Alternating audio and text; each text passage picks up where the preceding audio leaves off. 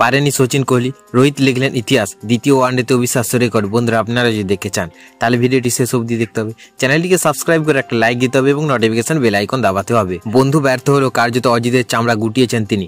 অ্যাডিলেডের দ্বিতীয় ওয়ানডেতে শুরুতেই প্রথমে ব্যাট করতে নামে ভারত। সেখান থেকেই শুরু হয় রোহিত শর্মার অনবরত ইনিংস। অস্ট্রেলিয়ার বোলিং আক্রমণের সামনে রুখে দাঁড়ায় 97 বলে 2টি 4 এবং 7টি 6 সুযোগে 73 রানের দুর্দান্ত ইনিংস খেলেন রোহিত শর্মা।